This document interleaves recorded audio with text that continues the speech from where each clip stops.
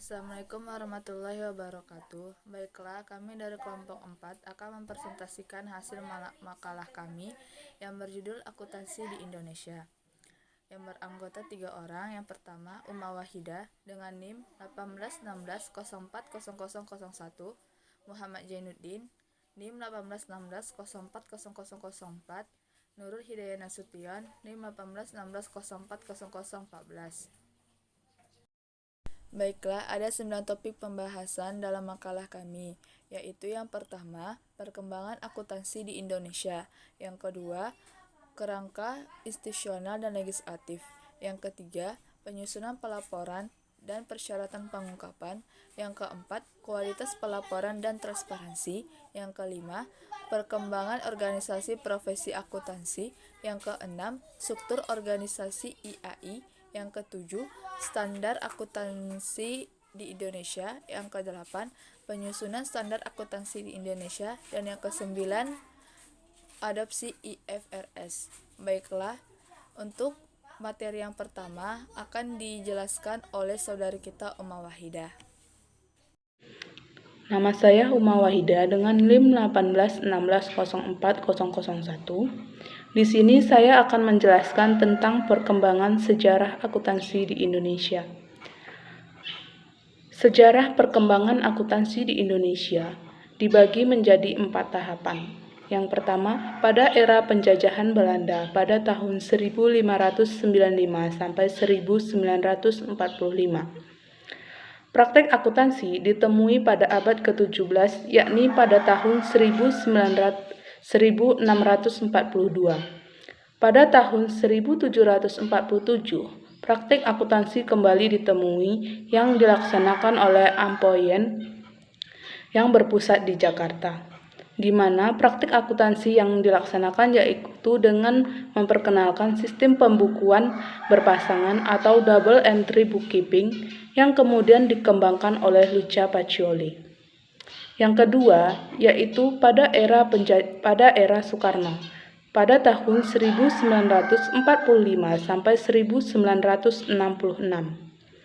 Pada era ini, para akademisi Amerika mengisi kekosongan posisi akuntan, sistem akuntansi, dan auditing di Amerika diperkenalkan di Indonesia, di mana model akuntansi Belanda dan model akuntansi Amerika digunakan secara bersama-sama. Ikatan Akuntansi Indonesia didirikan pada tahun 1957 untuk memberi pedoman dan untuk mengkoordinasikan aktivitas akuntan.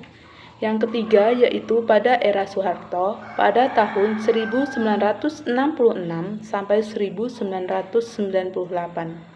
Di mana pada era ini terjadi transfer ilmu pengetahuan dan keahlian di bidang akuntansi secara langsung dari kantor perusahaan asing kepada karyawan Indonesia, dan secara tidak langsung ini mempengaruhi aktivitas bisnis. Yang keempat yaitu pada era setelah Soeharto, yaitu setelah tahun 1998, di mana pada era ini regulasi diperketat untuk memperbaiki pengungkapan informasi, kerangka institusional dan legislatif. Secara yuridis, kerangka regulasi bisnis di Indonesia dipengaruhi oleh dua pengaruh. Yang pertama yaitu undang-undang yang dikeluarkan pada era penjajahan Belanda. Yang kedua yaitu undang-undang yang dikeluarkan setelah kemerdekaan. Yang pertama yaitu Commercial Code pada tahun 1847. Dinamakan dengan kitab Undang-Undang Hukum Dagang yang diambil dari Commercial Code-nya Belanda, yaitu Wetboek van Kophandel 1847 dengan beberapa perubahan. Yang kedua yaitu Undang-Undang Perseroan Terbatas Nomor 1 pada tahun 1998, di mana undang-undang ini mulai efektif diberlakukan pada bulan Maret 1996 dan secara signifikan memberi pengaruh terhadap penyajian persyaratan atas penyusunan laporan keuangan. Yang ketiga yaitu Peraturan Pemerintah Nomor 4 Tahun 1999 tentang penyusunan laporan keuangan, di mana ini merefleksikan secara signifikan dan mempengaruhi praktik bisnis yang transparan. Yang selanjutnya yaitu Undang-Undang Pasar Modal Nomor 8 Tahun 1995, di mana mengatur tentang penyajian audit atas laporan keuangan. Yang terakhir yaitu Undang-Undang Perbankan Nomor 7 Tahun 1992 yang kemudian diubah dengan Undang-Undang Perbankan Nomor 19 Tahun 1999. Selanjutnya yaitu pelaporan keuangan dan persyaratan pengungkapan. Di Indonesia, pengungkapan atau disclosure diatur oleh lembaga yang berhubungan dengan aspek pelaporan keuangan di Indonesia. Di antaranya yaitu yang pertama Bank Indonesia, yang kedua Departemen Keuangan, yang ketiga Direktorat Jenderal Pajak, dan yang keempat adalah Bapepam. Yang keempat yaitu kualitas pelaporan keuangan dan transparansi. Penelitian yang berkaitan dengan kualitas pelaporan keuangan dan disclosure di Indonesia menunjukkan hasil yang beragam. Namun demikian, secara umum hasil tersebut menunjukkan bahwa pada dasarnya terdapat kesempatan untuk memperbaiki persepsi dan kepercayaan investor terhadap kualitas pelaporan keuangan dan disclosure. Peningkatan kualitas laporan keuangan merupakan instrumen penting dalam pengembangan pusat modal. Beberapa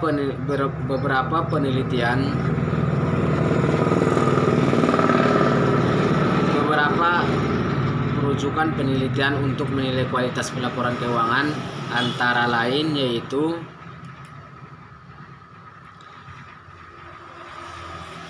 yang dilakukan oleh Crane dan Diga pada tahun 1998. Hasil penelitian mereka yaitu menunjukkan bahwa luas pengungkapan di dalam laporan tahunan perusahaan Indonesia untuk tahun yang terakhir hanya sebesar 55% dari total item disclosure yang terdapat dalam standar akuntansi internasional. Yang kedua yaitu PricewaterhouseCoopers yaitu pada tahun 1999, dan yang ketiga yaitu studi yang dilakukan oleh Turney pada tahun 2001. Baik, yang kelima yaitu perkembangan organisasi profesi akuntansi. Sampai dengan tahun 1990-an, di Indonesia belum ada profesi akuntansi lulusan universitas lokal. Hampir semua akuntan memiliki kualifikasi profesional yang berasal dari Belanda. Munculnya Undang-Undang Nomor 34 pada tahun 1954 tentang pemakaian gelar akuntan merupakan fondasi lahirnya akuntan yang berasal dari universitas lokal. Pada tahun 1957, kelompok pertama mahasiswa akuntansi lulus dari Universitas Indonesia. Akuntan lulusan Universitas Indonesia bekerja sama dengan akuntan senior lulusan Belanda untuk mendirikan Ikatan Akuntansi Indonesia atau disingkat dengan IAI pada tanggal 23 Desember 1957 yang diketuai oleh Sumarji Jitrosidojo, yaitu seorang akademisi Belanda. Tujuan didirikannya IAI adalah antara lain untuk mempromosikan status profesi akuntansi, mendukung pembangunan nasional dan meningkatkan keahlian serta kompetensi akuntan. Selanjutnya, profesi akuntansi mulai berkembang cepat sejak tahun 1967, yaitu dengan dikeluarkannya Undang-Undang Penanaman Modal Asing dan Undang-Undang Penanaman Modal Dalam Negeri pada tahun 1968. Pada tahun 1973, IAI membentuk KNPA untuk memperbaiki tujuan akuntansi. Pada tahun 1974, dibentuk Yayasan Pengembangan Ilmu Akuntansi Indonesia atau disingkat YPIAI untuk mendukung pengembangan profesi melalui program pelatihan dan kegiatan penelitian. Pada tahun 1990-an, Bank Dunia mempromosi proyek pengembangan akuntansi PPA standar profesi diperkuat dan ujian sertifikasi akuntan publik. Pada tahun 1998, ADB menyetujui FGRSDP yang bertujuan untuk mendukung usaha pemerintah dalam mempromosikan dan memperkuat pengelolaan perusahaan di sektor publik. Pada tahun 2001, Departemen Keuangan mengeluarkan draft akademik tentang RUU AP yang membahas isu yang keenam, yaitu struktur organisasi IAI. Sejak didirikan pada tahun 1957, IAI telah menyelenggarakan kongres sebanyak 8 kali. Sebagai pemegang kedaulatan tertinggi, kongres memiliki wewenang sebagai berikut. Yang pertama yaitu wewenang anggaran dasar, anggaran rumah tangga, pedoman pokok, garis besar haluan dan program kerja IAI. Yang kedua, memberikan penilaian atas setuju atau tidaknya pertanggungjawaban pengurus pusat, Dewan Pertimbangan Profesi, dan Dewan Penasehat tentang amanat yang diberikan oleh Kongres sebelumnya. Yang ketiga yaitu memilih dan mengangkat ketua umum pengurus pusat. Yang keempat, mengangkat seluruh anggota Dewan Pertimbangan Profesi dan Dewan Penasehat. Dan yang terakhir yaitu menetapkan auditor independen untuk mengaudit laporan keterangan kepengurusan periode berikutnya. Kongres IAI diselenggarakan setiap 4 tahun sekali. Kongres ini memilih pengurus pusat IAI yang terdiri dari 150 anggota dan dipimpin oleh seorang ketua umum. IAI memiliki 4 kompartemen dan 2 dewan. 4 kompartemen tersebut yaitu yang pertama kompartemen akuntansi akademisi, yang kedua kompartemen akuntan manajemen, yang ketiga kompartemen akuntan publik, dan yang keempat kompartemen akuntan sektor publik. Aktivitas dari IAI itu sendiri yaitu selama ini IAI memiliki berbagai aktivitas mulai dari penentuan standar sampai dengan lobi politik. Dalam perumusan standar, IAI memiliki komitmen yang tinggi untuk melakukan harmonisasi standar akuntansi internasional. Selain itu, IAI juga menyelenggarakan training, IAI juga menyelenggarakan ujian sertifikasi akuntan publik bagi akuntan yang berkeinginan memiliki gelar bersertifikat akuntan publik. Sedangkan keanggotaan IAI dan afiliasi secara yudiris, keanggotaan IAI dapat diklasifikasikan ke dalam 3 kelompok. Kelompok yang pertama yaitu kelompok anggota biasa, yaitu anggota yang memiliki nomor register.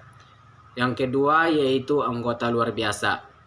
Anggota ini yaitu anggota yang memiliki gelar sarjana ekonomi atau program studi akuntansi atau yang serupa sesuai peraturan perundang-undangan yang berlaku. Dan yang terakhir yaitu anggota kehormatan, yaitu warga negara Indonesia yang telah berjasa bagi perkembangan profesi akuntansi di Indonesia. Ketujuh yaitu standar akuntansi di Indonesia. Indonesia mengadopsi standar akuntansi keuangan dan sekarang ini mengadopsi standar akuntansi internasional atau IFRS yang dikeluarkan oleh International Standard Board atau IASB.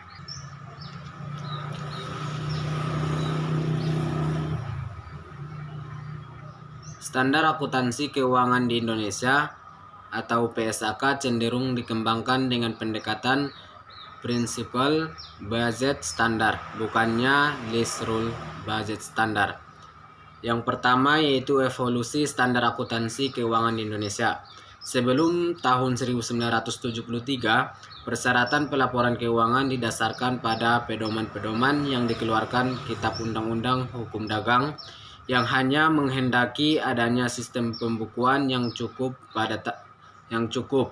Pada tahun 1973, orientasi penyusunan standar didasarkan pada prinsip akuntansi yang berterima umum yang berlaku di Amerika. Selanjutnya, pada tahun 1973, IAI membentuk komite untuk mengembangkan prinsip akuntansi Indonesia. Yang kedua yaitu Dewan Standar Akuntansi Keuangan atau disingkat menjadi DSAK. Pada tahun 1994, KPAI berubah nama menjadi Komite Standar Akuntansi Keuangan atau KSAK. Tahun 1998, struktur dan proses KSAK diubah untuk lebih memperkuat proses perumusan standar akuntansi. Pertama, dibentuk badan yang lebih independen, yaitu Dewan Standar Akuntansi Keuangan atau dapat disingkat DSAK. Yang kedua yaitu 3 staf full time diangkat untuk mendukung aktivitas DSAK. Dan yang ketiga yaitu prosedur DSAK direvisi untuk memperbaiki perumusan standar akuntansi. Selama ini DSAK tidak memiliki status legal sebagai badan perumus standar akuntansi. Namun demikian, Bapepam meminta perusahaan yang go public untuk mematuhi ketentuan yang terdapat dalam PSAK dan Undang-Undang Nomor 1 pada tahun 1995 tentang perseroan terbatas, meminta perusahaan tersebut untuk membuat laporan keuangan yang sesuai dengan PSAK pada tahun 1998. Baiklah, saya akan melanjutkan presentasi dari Saudara Muhammad Jainuddin, yaitu penyusunan standar akuntansi di Indonesia. Penyusunan standar akuntansi pada dasarnya mengacu pada model Amerika dengan sedikit modifikasi. Proses penyusunan standar akuntansi keuangan melibatkan 8 tahap, yaitu yang pertama, issue identification. Kongres IAI yang bertemu setiap 4 tahun mengeluarkan resolusi tentang program kerja strategis Dewan Standar Akuntansi Keuangan. Yang kedua, preliminary consideration. Dewan Standar Akuntansi Keuangan mendiskusikan isu yang ada dan komisi yang diperlukan, serta melakukan penelitian terhadap isu yang ada sebelum isu tersebut dimasukkan dalam program kerja Dewan Standar Akuntansi Keuangan. Yang ketiga, preparation of accounting discussion paper. Yang keempat, preparation of express draft. Dan yang kelima, publication of AD. AD dipublikasikan di media akuntansi majalah IAI dan didistribusikan kepada pihak yang berkepentingan, yaitu paling lambat 1 bulan sebelum public hearing. Public hearing diselenggarakan untuk memberi kesempatan kepada pihak yang berkepentingan untuk menyampaikan pandangan mereka terhadap AD tersebut. PSAK yang ke-8 PSAK preparation, yang ke-7 PSAK preparation, dan yang terakhir approval and promulgation. Materi yang selanjutnya yaitu Adopsi International Financial Reporting Standard atau IFRS. Ikatan Akuntansi Indonesia atau IAI pada ulang tahunnya tanggal 23 Desember 2008 mendeklarasikan rencana Indonesia untuk konvergen terhadap International Financial Reporting Standard atau IFRS dalam pengaturan standar akuntansi keuangan, pengaturan perlakuan akuntansi yang konvergen dengan IFRS akan diterapkan untuk penyusunan laporan keuangan entitas yang mulai pada tanggal 1 Januari 2012. Berikut adalah kesimpulan dari sebuah artikel tentang perkembangan akuntansi di Indonesia. Standar akuntansi keuangan yang berkualitas itu dapat diibaratkan sebagai sebuah cermin, yang mana cermin baik akan mampu menggambarkan suatu kondisi bisnis yang praktis yang sebenarnya. Dalam perkembangan akuntansi di Indonesia, ada 3 tonggak sejarah, yaitu yang pertama, sejarah yang pertama menjelang diaktifkannya pasar modal di Indonesia pada tahun 1973. Yang kedua pada tahun 1984 dan yang ketiga pada tahun 1994. IAI kembali melakukan revisi total terhadap PAI Akuntansi Keuangan PAI 1994 dan melakukan kodifikasi dalam buku standar akuntansi keuangan atau SAK pada tanggal 1 Oktober 1994. Sejak tahun 1994, IAI juga telah memutuskan untuk melakukan harmonisasi dengan standar akuntansi internasional dalam pengembangan standarnya. Dalam perkembangan selanjutnya, terjadi perubahan dan harmonisasi ke adaptasi, kemudian menjadi adopsi dalam rangka konvergensi dengan International Financial Reporting Standard atau disingkat dengan IFRS. Program adopsi penuh dalam rangka mencapai konvergensi dengan IFRS direncanakan dapat terlaksana dalam beberapa tahun ke depan. Untuk mendapatkan hasil standar akuntansi keuangan yang baik, maka badan penyusunnya terus dikembangkan dan disempurnakan sesuai dengan kebutuhan. Pada periode kepengurusan IAI tahun 94 sampai 98, nama Komite PAI diubah menjadi Komite Standar Akuntansi Keuangan atau disingkat Komite SAK.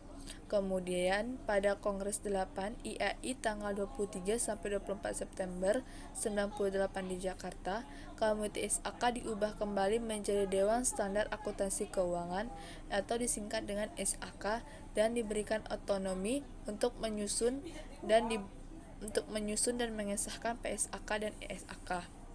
Komite Akuntansi Syariah atau disebut dengan KAS dibentuk tanggal 18 Oktober 2005 untuk menopang kelancaran kegiatan penyusunan PSAK yang terkait dengan perlakuan akuntansi transaksi syariah yang dilakukan oleh Dewan Standar Akuntansi Keuangan.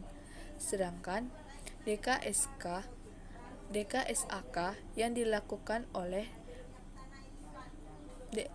DKSAK yang anggotanya terdiri atas profesi akuntan dan luar profesi akuntan yang mewakili para pengguna, merupakan mitra Dewan Standar Akuntansi Keuangan dalam merumuskan arah dan pengembangan standar akuntansi keuangan di Indonesia.